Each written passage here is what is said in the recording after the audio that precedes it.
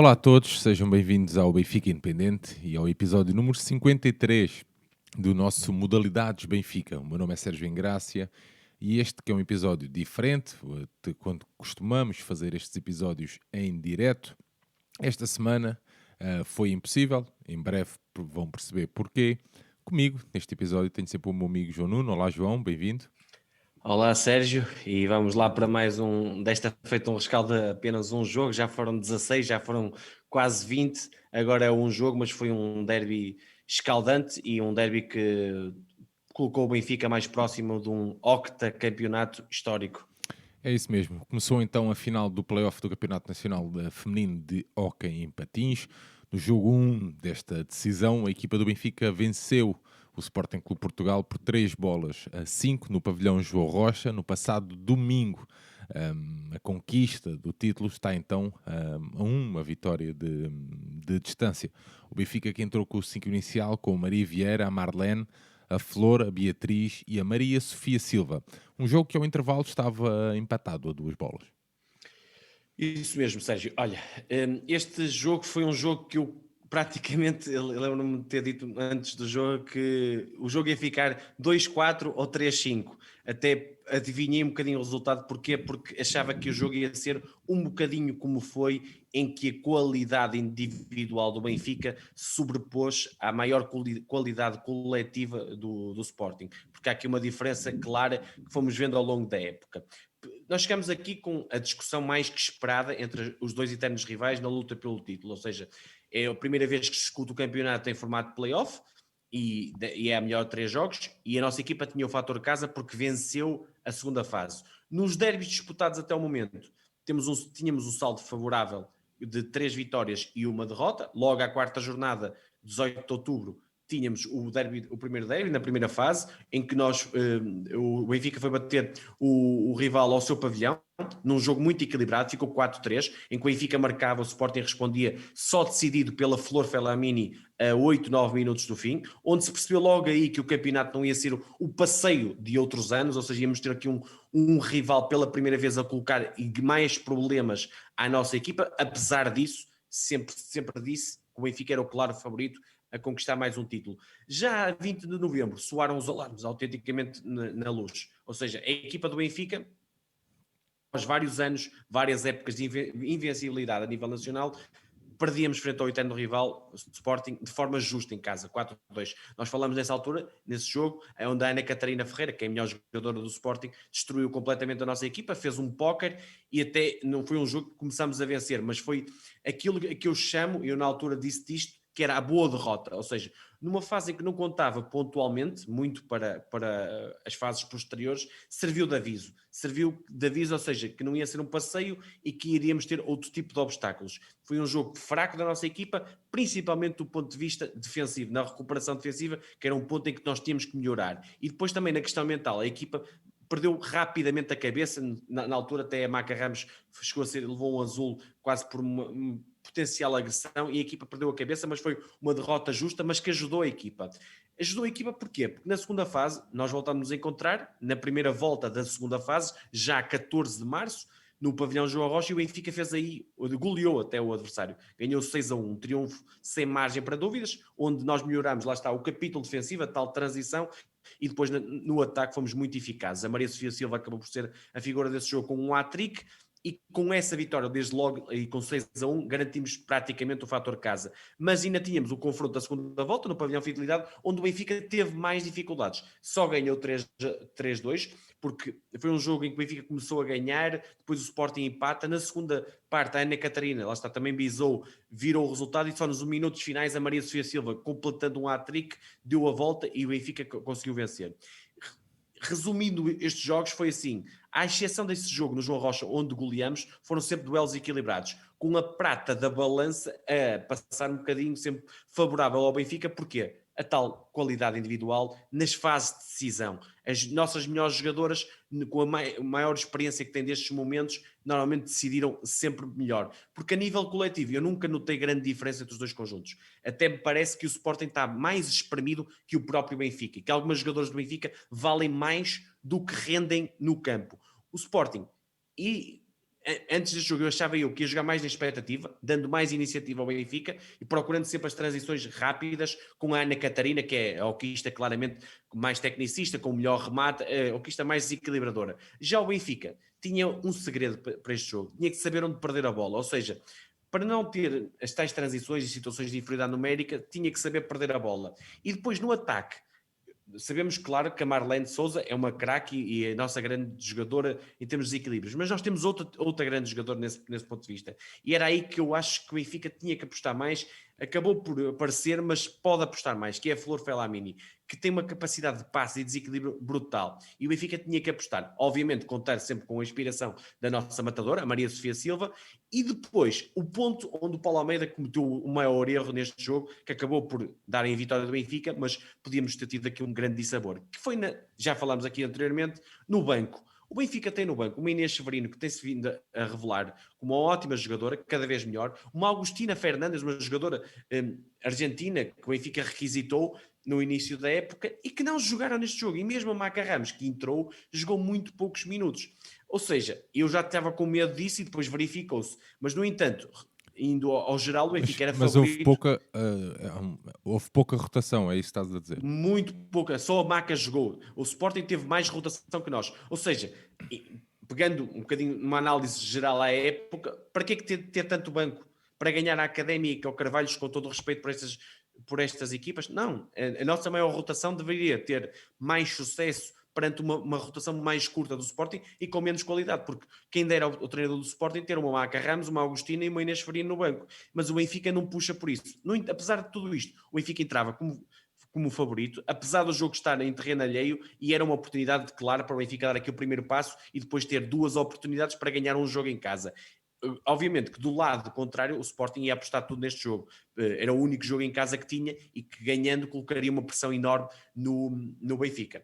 Ao nível de opções, o Paulo Almeida não surpreendeu, ou seja, o 5 foi aquele que tem sido mais usual, a Maria Vieira na baliza, a Beatriz e Flor mais na defensiva, Marlene e Maria Sofia com uma dupla mais atacante, de fora ficou a Catarina Pedro, que tinha ficado os outros dois jogos fora, nos playoffs, ou seja, a Sofia Contreiras estava no banco, com a Maca, com a Inês Ferino e com a Agostina Fernandes, e do lado do Sporting houve aqui uma novidade. O Sporting optou pela Cláudia Vicente, normal, na baliza, uma boa guarda-redes, a Ruth Lopes na defesa, a Sofia Moncóvio e a Ana Catarina Ferreira. Até aqui, tudo normal. Mas não optou pela Rita Lopes, ou seja, quis defender mais, quis jogar mais em função do adversário e meteu a Inês Arraes, que tem feito uma boa época, mas eu acho que foi uma opção errada do treinador Nuno Pinto, que no banco tinha a Inês Caldeira como guarda suplente, a Adriana Costa, a Margarida Florencio, a Inês Florencio e a tal Rita Lopes, que já jogou no Benfica e que para mim é se calhar a melhor avançada da área do Sporting e é uma jogadora que podia fazer a diferença. Indo aí, a mensagem que o treinador do Sporting quis passar com essa alteração foi que nós queríamos parar a Marlene, principalmente. Houve quase uma marcação individual à Marlene e do lado do Benfica também não houve uma marcação individual, mas houve uma preocupação maior e normal sobre a Ana Catarina Ferreira. Ou seja, o Sporting estava muito mais preocupado em parar o Benfica do que propriamente em bater o Benfica, procurar fechar a baliza. Só que a entrada no jogo da nossa equipa foi muito forte, claramente por cima. Criámos logo uma situação de perigo nos primeiros segundos e na sequência desse lance, que a bola vem para trás, a bola vem para a Beatriz Figueiredo, que de meia distância estica, e eu não, uma esticada com... Não é muita potência, até era mais à procura do desvio da Maria Sofia Silva, uma jogada que já temos visto ao longo da época, mas não desviou em ninguém, estavam duas jogadoras do Sporting à frente da Cláudia Vicente, ela não viu a bola e acabou por entrar na baliza logo aos 45 segundos e o Benfica entrava claramente a vencer no João Rocha. Em desvantagem, e que com aquele 5 o Sporting mesmo assim tentou ir em busca do empate, mas cometeu o quê? Muitos erros de passe, permitiu várias situações de transição ao Benfica, 2-1, 3-2, mas que nós não conseguimos concretizar. Apesar disto também, e do Benfica estar mais por cima nessa fase do jogo, o Sporting em contra-ataque, e sempre com a Ana Catarina em grande evidência, conseguia contra-ataques perigosos, mas aí a Maria Vieira foi impedindo o gol do Sporting. Ao minuto 7, uma iniciativa, lá está, Flor Felamini pela direita, aproveitou assim alguma passividade da defesa do Sporting e perante a guarda-redes contrária picou a bola, e a bola, eu não sei se ia entrar, pareceu-me até que não ia entrar, mas a Ana Catarina Ferreira tentou que a bola não entrasse e ao bater na bola, colocou na própria baliza, e como já te disse na semana passada, não há Não há autogolos autogolos no hockey. no hóquei, e o gol é atribuído à Flor Felamini, e assim chegámos ao 2-0 são 7 minutos. E o que é que te dá a entender de 2-0 aos 7 minutos? Que o Benfica ia partir para um resultado tranquilo, que ia ser uma goleada tranquila. E se calhar isso também teve na mente das jogadoras, e por isso o que aconteceu a seguir? O Sporting pediu desconto de tempo, normal, para tentar voltar à partida, e então entrou a Rita Lopes, a tal avançada da área, e o Sporting melhorou claramente após esse time-out. Teve logo ali uma grande penalidade por falta da Marlene sobre a Ana Catarina, bateu no stick, e a Ana Catarina foi bater o penalti, mas aí a Maria Vieira teve melhor, e o jogo continuou com 0-2 e a bola não entrou. Com as alterações, o Sporting melhorou e, sem muita surpresa, e depois já de algumas oportunidades que o Sporting foi tendo, chegou ao 2-1. E como numa transição de 2-2, onde a Ana Catarina Ferreira, em mais uma vez, aproveitou ali um bloqueio da sua colega, e perante alguma passividade da nossa defesa, e aqui eu digo passividade, muitas vezes eu acho que era falta de frescura. Como o Paulo Almeida não tem rotação, não existe rotação, é um hockey antiga, são aqueles 4 e acreditar naqueles 4 e mais um para tirar ali, para alguém vir ao banco só respirar um bocadinho. A Marlene nesse lance está um bocadinho passiva e já não pensa bem e não aproxima da Ana Catarina, deixa-se esticar à entrada da área e a bola entra colocadíssima e bate a Maria Vieira pela primeira vez, reduzindo aí para a margem mínima. Estávamos a cerca de 10 minutos do intervalo, o Paulo Almeida quis responder, pediu desconto de tempo, e o Benfica continuava a cair fisicamente, continuava a ter menos ideias, e o Paulo Almeida apenas fez uma troca, Beatriz Figueiredo por Maca Ramos. O Sporting continuou mais por cima, porque o Sporting ainda rodou a 2 jogadoras, mesmo a Margarida Florencio, a Rita Lopes que estava no banco, entraram, e sem também muita surpresa, e com justiça até, chegou à igualdade, num golo, que até um golo, entre aspas, à Benfica, porque foi a Ruth Lopes a esticar do meio campo, à procura do desvio da irmã gêmea da Rita Lopes, que acabou por igualar o encontro. E relativamente ao que estava a passar em campo, justíssimo. O Benfica nos últimos minutos ainda tentou ter mais alguma iniciativa, mas recolhemos ao balneário com um jogo equilibrado, e com o empate a 2 justificava-se plenamente, porque o Benfica teve melhor nos primeiros 10, 12 minutos da primeira parte, e depois o Sporting teve melhor nos 10, 12 seguintes. As faltas estavam a 2 igual, não havia ali situações de perigo para bolas paradas a surgirem a partir do número de faltas. No reatamento da partida, o Benfica já voltou melhor fisicamente, porque teve esse período de descanso, e voltámos a ter novamente o Benfica mais forte. O Paulo Almeida a continuar com a sua rotação quase nula, porque na altura em que ele era jogador, tinha-se Paulo Almeida, Vítor Fortunato, Godinho, António Ramalho, o Luís Ferreira. O Carlos Antas até nos falou aqui que era 4 e tinha um no banco que normalmente rodava com cada um deles. Mas isto já, o hockey já mudou. O hockey é muito mais rápido hoje em dia, é um hockey completamente diferente. E eu acho que isso é um ponto claramente negativo no Benfica, porque as nossas jogadoras acusaram mesmo isso, principalmente na final da primeira parte. Retemperaram forças no descanso e vieram com maior intensidade, maior dinâmica. Tivemos ali 2 lances de perigo, e depois ao minuto 3 da segunda parte surge o golo mais bonito do jogo, ou seja, uma excelente combinação coletiva, e é isto que eu acho que o Benfica tem que fazer mais vezes. Flor, porque tem capacidade individual, mas ao trabalho do coletivo. Dá na Marlene, com uma situação de bloqueio, a Marlene entra na área e assiste ao segundo posto a Beatriz Figueiredo, que isolada e dentro da área acaba por bisar uma jogadora que é defesa, mas aparece muito bem na área, como vimos ao longo da época, e coloca novamente o Benfica em vantagem 3-2 nessa altura. O Sporting reagiu como? Muito aqui à procura da Ana Catarina Ferreira, mas o Benfica acabou por defender bem nesta fase. Tiveram algumas ocasiões, e até foi o Benfica a ter mais ocasiões para ampliar a vantagem, mas também aqui a Cláudia Vicente, guarda-redes do Sporting, teve muito bem e impediu isso. O jogo estava numa fase se calhar menos interessante para o espectador, uma fase mais tática, e ali a metade da segunda parte apareceu o 4-2, por intermédio de quem? Claro, a nossa matadora Maria Sofia Silva não podia falhar, numa saída rápida, ela estica do lado esquerdo, agora a vez defende, e na recarga acabou por conseguir introduzir a bola, depois ficou ali na dúvida se entrou ou não entrou, mas pareceu-me claramente que entrou, porque até os jogadores do Sporting dão a entender isso mesmo, e o Benfica fica ali com o maior conforto, tal como tinha tido na primeira parte, com 2 golos de vantagem. Só que faltavam só apenas 10 minutos para terminar o jogo. Claro está que o Benfica, fisicamente não é de rastros, mas claramente desgastado, recuou linhas em vantagem, portanto mais no contra-ataque. O Sporting teve mais bola, E eu senti sempre que o jogo estava controlado nesta medida, que o Sporting tinha pouca qualidade, tapando bem a Ana Catarina, para conseguir novamente virar o jogo. Ainda assim, a cerca de 5 minutos e meio do apito final, uma boa combinação entre a Ruth Lopes e a Ana Catarina Ferreira, que apareceu na área sozinha, viu a Maria Vieira defender, mas a própria Maria Vieira acabou por deixar a bola ali na entrada da área, no meio da área, onde apareceu a finalizadora do Sporting, a Rita Lopes, a não perdoar e fazendo o 4-3 e dando ali muito talento ao Sporting para os últimos minutos.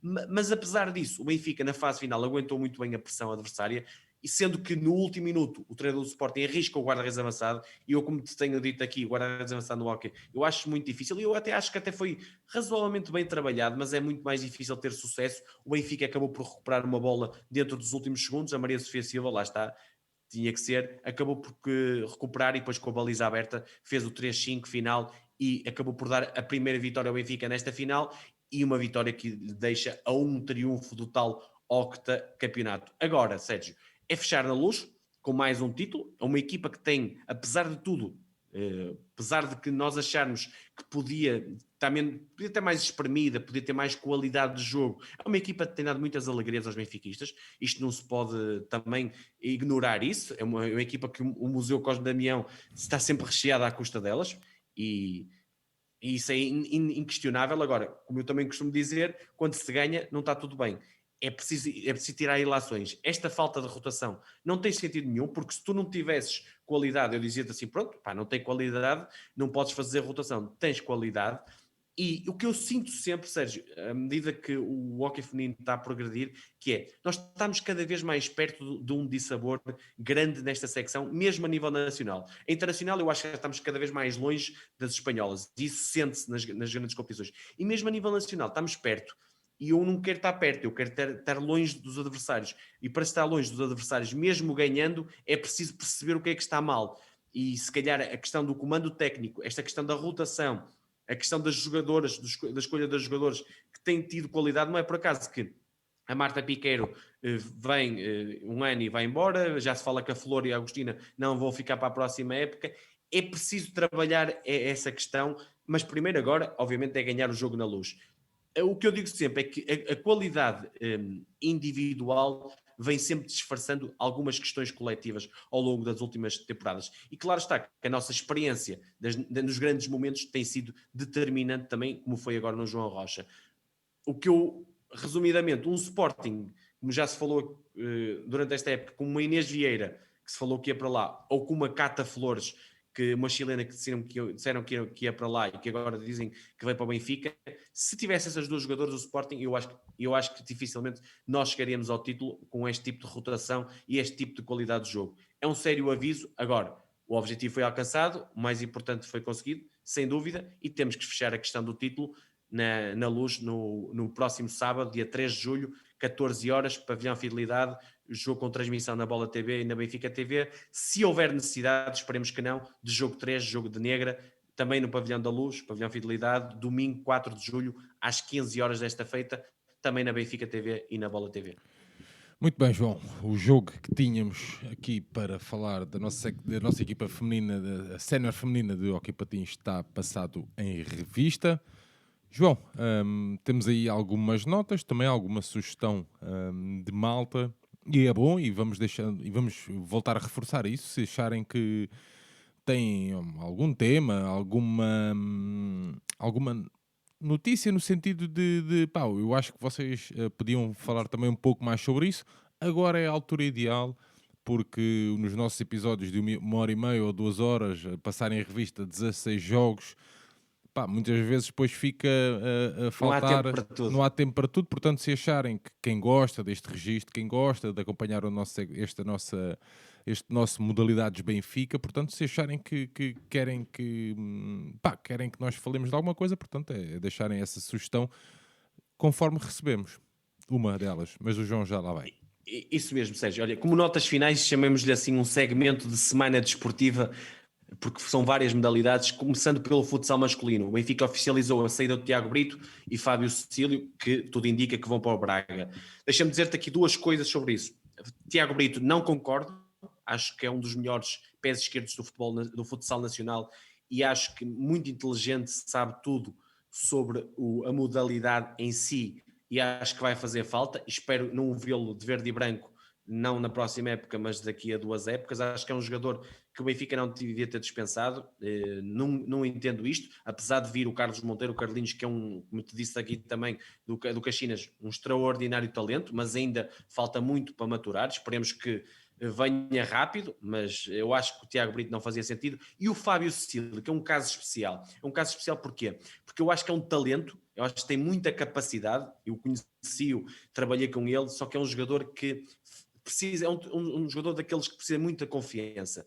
E se não sentir essa confiança, seja pelo treinador, seja pela estrutura, seja pelo clube, seja pelos adeptos mesmo assim, não dá tudo de si e comete erros como cometeu ao longo da final, que se calhar não é por culpa da falta de qualidade dele, mas por culpa da falta de confiança. É mais um atleta que eu acho que na próxima época vai-se falar muito e bem no Sporting Clube Braga e não me admira nada daqui a 2 épocas estar vestido de verde e branco. Mas depois falaremos sobre isso. Ou seja, eu percebo a saída do Fábio Cílio, não compreendo a saída do Tiago Brito. É um bocadinho mais assim, apesar de achar os dois e um planeamento a longo prazo, fazem parte de uma base de portugueses que o Benfica quis ter para ter a base da seleção nacional. Lembra-te que nós chegamos a ter André Coelho, Bruno Coelho, Tiago Brito, Fábio Cecílio, entre outros. E esses 4, por exemplo, já estão fora do Benfica.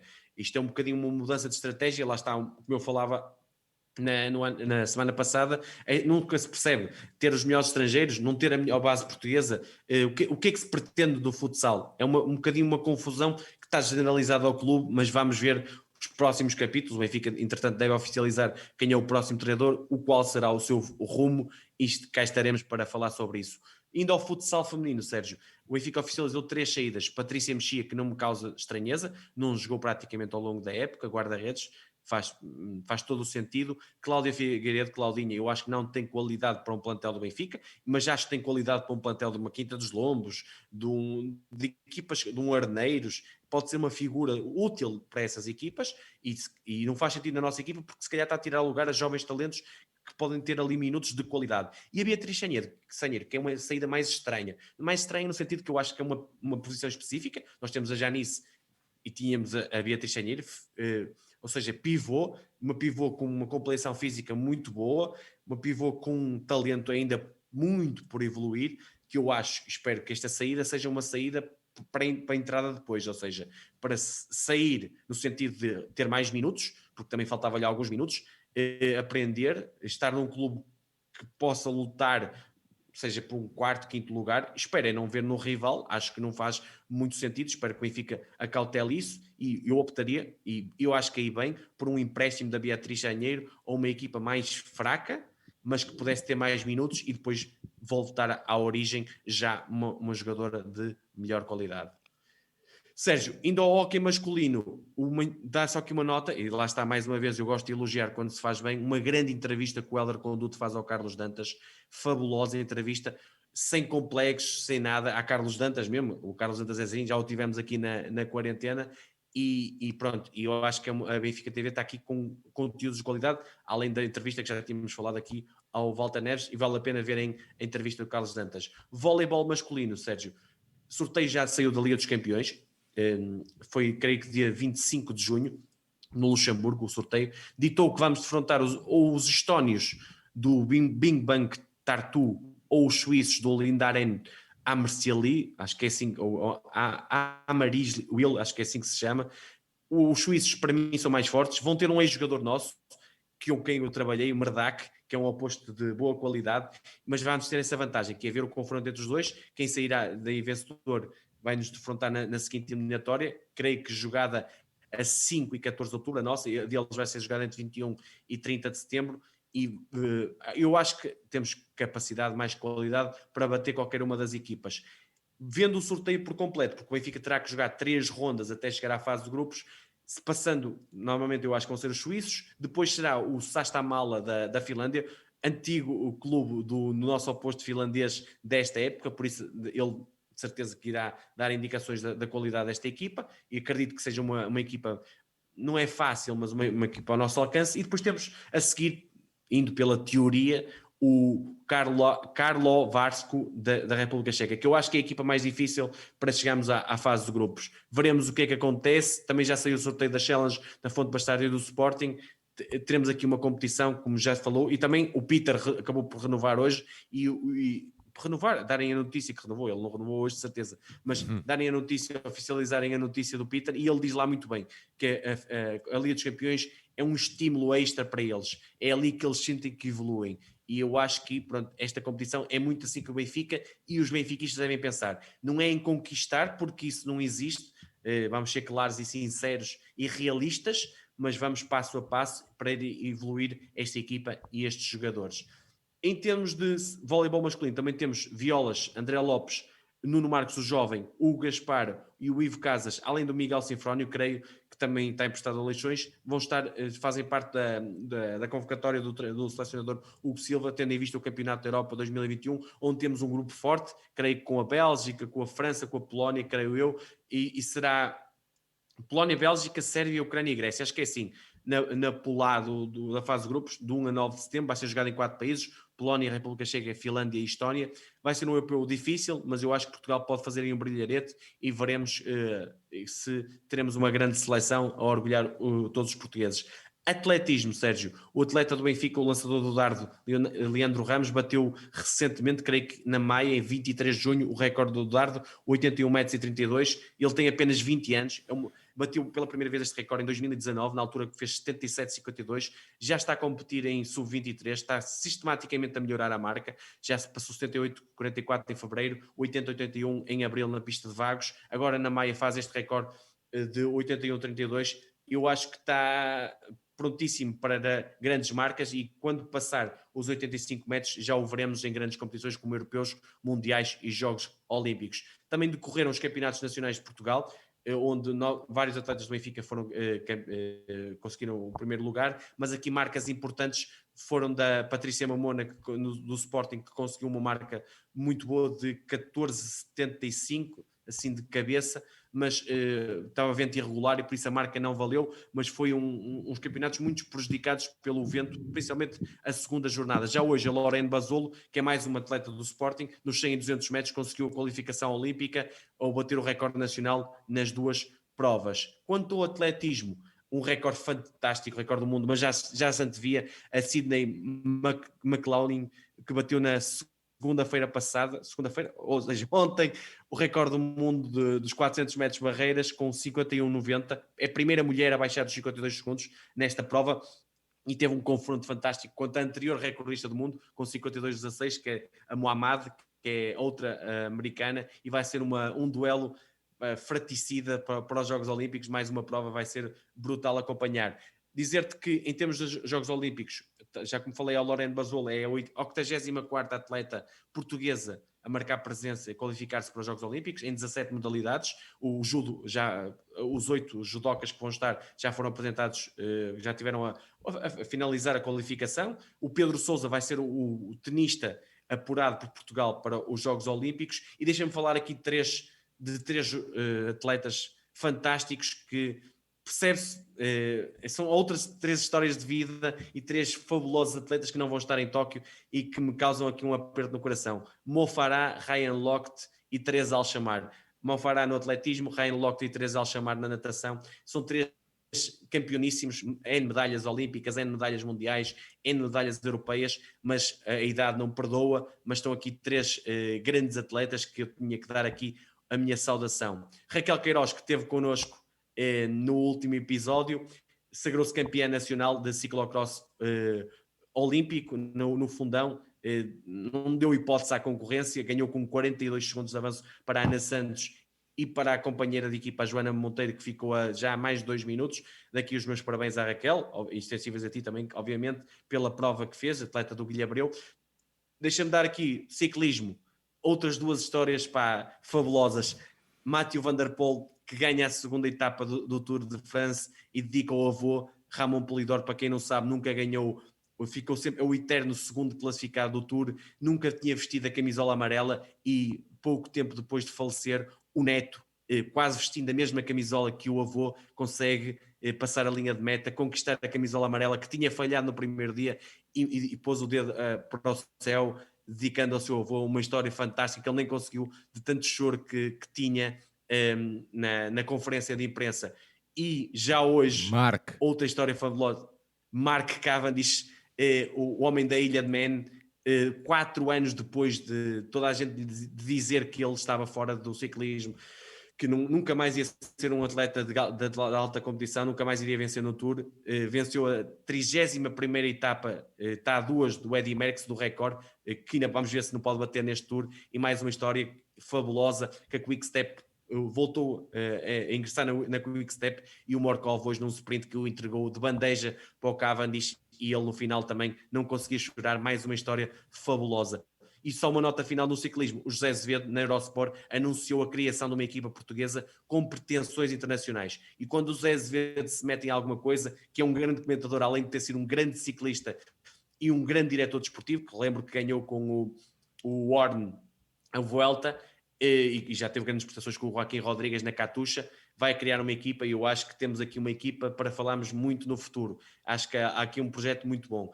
Ténis de mesa, Sérgio. Marcos Freitas conquistou domingo passado o bronze no torneio de singulares no Europeu, em Varsóvia, e nos pares, João Monteiro e Tiago Apolónio também conseguiram uma medalha de bronze. Fantásticos, são 3 grandes mesa-tenistas que na Europa estão nos melhores lugares. Veremos agora nos Jogos Olímpicos, também estarão qualificados, que tipo de prestações vão ter, porque aqui já sabemos que em Jogos Olímpicos e Mundiais a Ásia normalmente domina, China principalmente na questão do ténis de mesa, normalmente é 1, 2, 3 e não dão hipótese a mais ninguém no que diz respeito a medalhas. Handball masculino, Paulo Jorge Pereira renovou o contrato até 2023, ele já está na seleção desde 2016. Acho que é uma renovação que faz algum sentido, dado o percurso que ele tem vindo a fazer, e esta seleção, que tem sido os chamados heróis do mar. Nós já tivemos connosco o Pedro Portela, quem sabe não teremos mais alguém, e destacar os 20 convocados que ele já fez para os jogos de preparação. Creio que o Brasil, o próximo. O Belon não está, e acredito que seja por lesão. Eu fico triste se não conseguir estar em Tóquio, fruto daquela lesão que também teve na final da Taça de Portugal, que saiu meio tocado, onde estão os jogadores do Benfica, o Alexis Borges, o novo reforço, e o Gustavo Capdeville, sendo que a convocatória final desses 20 ficam 15 a sair no dia 19 de julho. Eu não queria estar no lugar do selecionador Paulo Jorge Pereira, porque vai ser algo muito complicado. Notas finais, eu sei que estou a demorar um bocadinho, mas tem que ser. Max Verstappen ganha o Grande Prémio da Estíria e aumenta a vantagem no Mundial sobre o Hamilton, que acabou em segundo no Grande Prémio, e o Bottas acaba em terceiro. Motociclismo, Miguel Oliveira acabou em quinto lugar no Grande Prémio de Assen, que é chamado o Grande Prémio MOR do motociclismo, a melhor posição de sempre naquele mítico traçado.